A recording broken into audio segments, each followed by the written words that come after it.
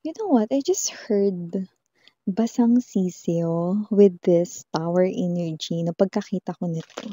Basang basang sisiyo, no? Basang sisiyo, it gives me this type of meaning, no? Na parang someone here is mukhang kawawa or magmumukhang kawawa.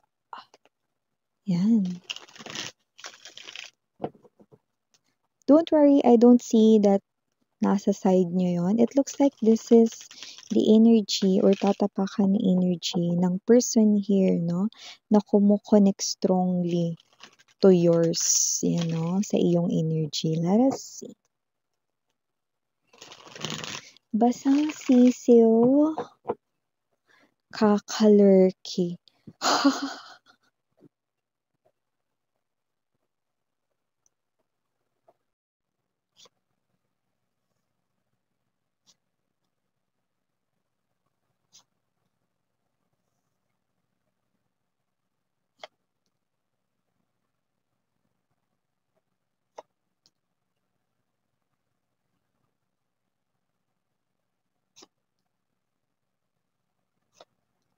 Right?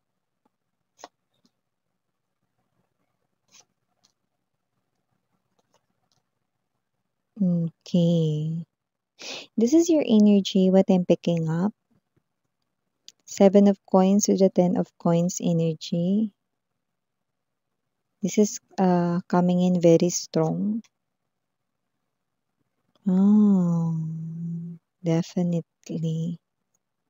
Bottom of the deck, Ace of Cups, Nine of Coins, Ace of Coins.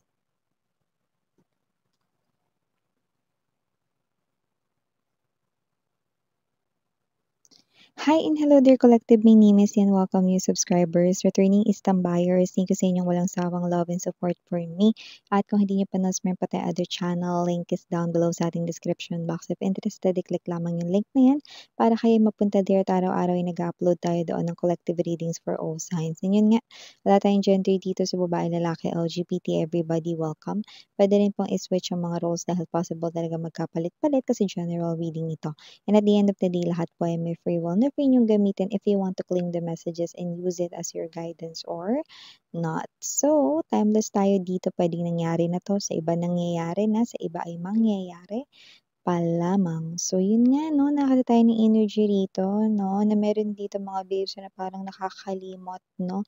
Sa kanya ritong katayuan or sa lugar or pwesto niya sa buhay mo ngayon, no? Definitely, parang meron siya ritong kakaiba na parang sa iba, kakatwa, no? Or parang nakita tayo rito, no? Ng ibang mga energy sa paligid, no? Kung saan pati sila rito 'no, ay parang kinakabahan 'no, sa susunod na magiging galawan 'no, or sitwasyon nito. Ba't ano ba 'yan Miss yan 'no? Well, kapag ito ay nangyari, nakita ko dito that you are already in a beautiful, amazing love story. Because as what I'm seeing from here, this is your energy, the 7 of Coins energy, 10 of Pentacles. It looks like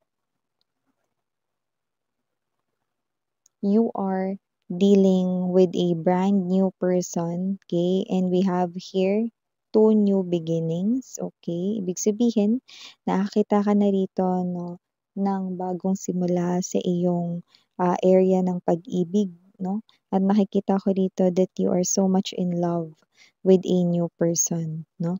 So nakita ko dito ng energy, no, ng iyo ritong bagong person. This new person loves you so much.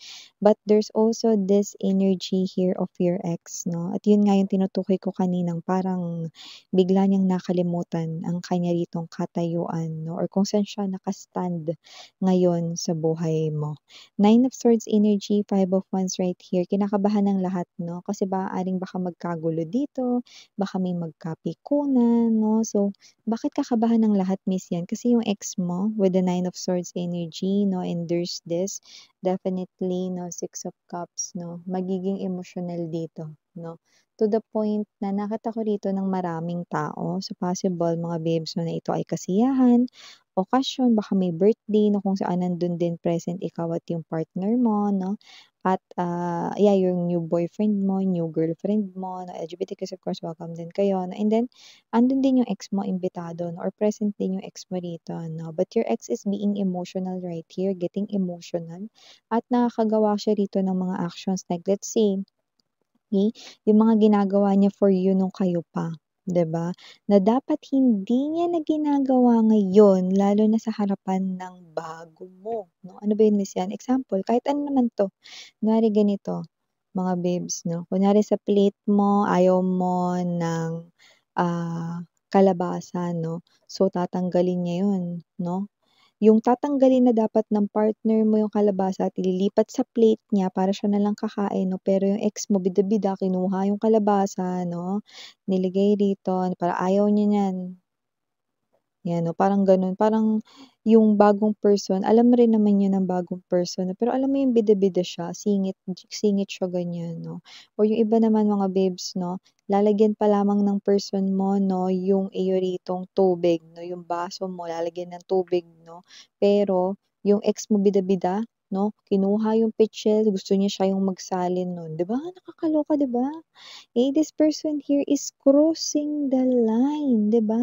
Hindi naman na kayo pero ba't niyo pa ginagawa yung mga ganyan 'no? So, nakakaloka, okey, na parang yung mga other friends ninyo yung nahihiya 'no, doon sa iyo ritong, person talaga 'no, sa boyfriend mo, sa girlfriend mo 'no, or yung iba sa fiancé ninyo 'no, yung iba nag-propose na sa inyo, yung iba malapit na kayo ritong ikasal 'no, at yung iba wala kayong kaalam-alam 'no, na may proposal coming in 'no, coming from the person here 'no, na brand new person.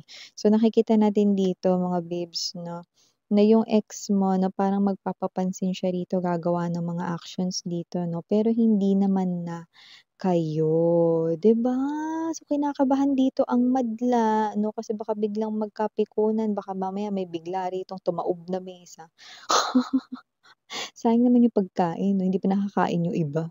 So, kung sino man yung mga energies na ito involved 'no, wala akong nakikitang masama na kinikilos mo at nung partner mo 'no, you're just being sweet with each other kasi yun yung natural sa inyo.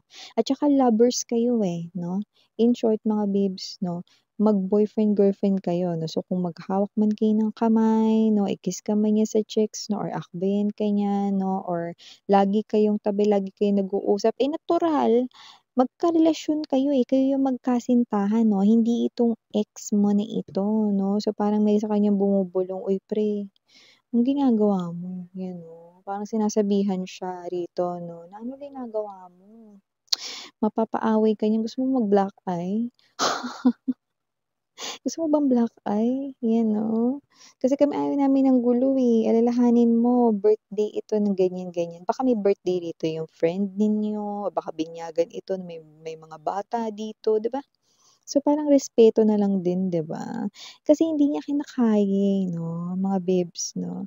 Nami-miss niya kasi kayo. So, hindi niya rin dito matanggap sa sarili niya 'no, eh, na wala na kayo. Five of Cups energy, alam mo yung naging dahilan kung ba't kayo naghiwalay nito, kaya natapos yung inyong pag-iibigan niyan? May third party kasi, ayun 'no, Queen of Wands 'no, Ten of Swords. Yun yung naging dahilan kung bakit, kayo nagkahiwalay nito 'no.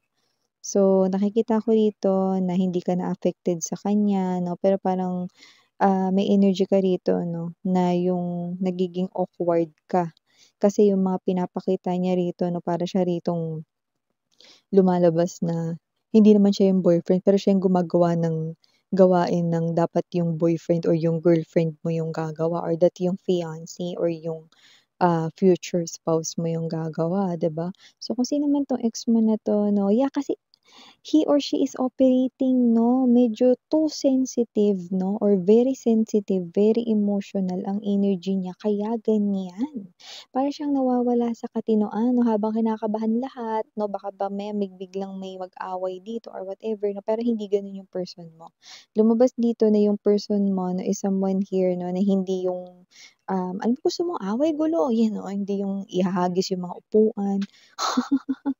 Hindi gano'n 'no, pero puwede niyang kausapin, "Pre, mag-usap tayo sa labas." 'Yan, Okay? O kaya, "Sis, pwede ba mag-usap tayo sa labas?"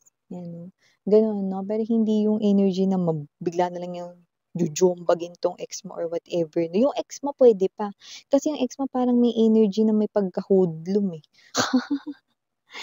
Ang ibig ko sabihin dun hindi siya part ng any gang or whatever 'no, pero parang yung ex mo kasi 'no, 'pag galit siya, okey? At saka parang may energy siya rito na parang, kaya niya na manuntok 'no, or may mga gano'ng klase ng energy lalo na 'pag too much yung galit niya 'no. But your new person is very, someone 'no, na kalmado lang 'no, pero nakikita ko dito gagawa yan ng paraan. So baka kausapin niya ganyan 'no, pero hindi siya yung unang mananakit 'no. Kasi una sa lahat 'no, yung person mo very mature, okey, alam niya na ito ay isang klase ng importanteng okasyon, so ayaw niya rito 'no na masira ito. Okay. So, your person is still acting immature, okay. At nakikita ko yung iba medyo lasing na, ano. So, baka inuman ito, kasiyahan 'no, okay. So, may gano'ng klase ng energy. So, nakikita ko dito na yung iba sa inyo 'no, talagang new person na kayo kasi yung iba nakikita ko mag-ye-yes kayo rito, eh, 'pag nag-propose na yung bago. Mahal niyo na, eh, 'yan 'no. So, nakikita ko dito wala na talaga rito na parang, puwesto or lugar sa puso mo ang ex mo rito 'no, lalo na in-involve pala kayo nito sa third party 'no. So, nasaan na yung third party, Miss Yan? Good question. Yung third party mga babes 'no, ay bumalik sa ex naman niya. That's a very specific, ibig sabihin marami sa mga energies ng mga ex ninyo na napunta sa third party 'no, na yung third party, eh, bumalik doon sa ex naman niya. Nakuha mo ba? So, just like how this resonates 'no, that's very strong message kaya binanggit natin dito. So, lumabas rito mga babes na kung sino man 'to, okey, na ex ninyo 'no, talagang ang habol nito 'no is pagselosin or I mean, ipakita, 'yan, ipamukha, thank you for that word spirits 'no.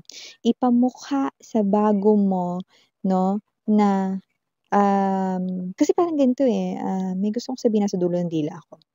Kasi yung pinapakita ng ex mo dito, okey, gusto niyang ipakita sa bago mo na ikaw na siya pa rin yung mahal mo, nakuha mo ba? Na parang may energy ka na parang, lalabas yung totoo daw na siya pa yung mahal mo 'no, kapag may pinakita siyang actions, parang meron siya ditong, pinapatunayan 'no, pero hindi yun yung nangyari kasi wala na nga, eh, hindi na ikaw yung dating ikaw na mahal yung ex mo. Hindi na ikaw yun. That is the old version of yourself and you are no longer resonating from that old version because you are now a version 2.0. Okay, malayo ka na dun 'no, hindi ka na dun 'no, nakikita ko rito patuloy pa kung isa kang cellphone, nagso-software upgrade ka. Nagso-software update ka palagi 'no, and that's continuous, tuloy-tuloy yun. So, nakikita ko rito 'no, na hindi na ikaw yun 'no, at nagpapakita lang ang ex mo dito, nagmumukha lang tuloy siya ritong kawawa at bitter, yes 'no. Nakikita ko happy ka na sa bago talaga 'no, nandito ka na talaga sa new beginning na 'to 'no. Parang may sinasabi ka dito, alam mo kasi Miss yan, Ace of Coins energy, Nine of Pentacles energy, Ace of Cups, hindi lang pag-ibig yung natagpuan ko sa bagong person ko, sa new love na ito Miss yan, kundi natagpuan ko din yung sarili ko. Parang pakiramdam ko mas, ah mas, ma-abundant or mas masagana yung buhay ko ngayon. Parang mas, nagagawa ko rito yung mga bagay na na kaya ko palang gawin, na puwedeng iniisip ko dati na hindi ko kayang gawin dati, mga ganyan 'no, or parang may energy ka rito na mas okey ako dito, mas masaya ako, mas komportable ako, mas parang nararamdaman ko na pinahahalagahan talaga ako. You know? For some reason Miss yan hindi ko maipaliwanag, okey? With the Ten of Pentacles energy, Seven of Coins, for some reason Miss yan hindi ko maipaliwanag yung nararamdaman ko.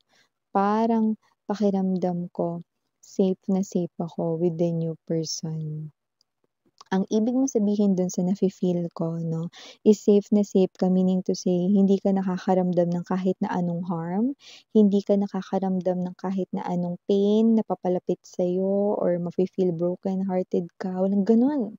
Because your new person will never break your heart and you already know that. Your soul already knows that, okay?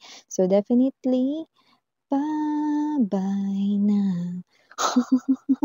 Babay na talaga sa iyong ex right in here 'no. So, hindi ko alam kung ilan pang case ng alak 'no or soju ang kanya ritong iinumin, pero mukhang mahaba-haba talaga rito 'no, ang kanya ritong 'no pagbubunuin 'no kasama ang alak at kasama ang sarili niya 'no. Ibig sabihin mas maglalagay siya ng time dito 'no sa pag-iinom or kung hindi pag-iinom, pagmumukmok.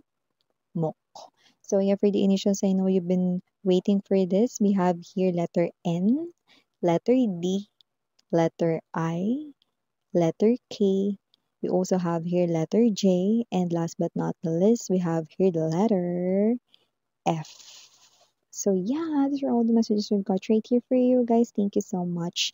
Again, I'm Miriana on me, Sarang Hey, all love and light. Annyeong.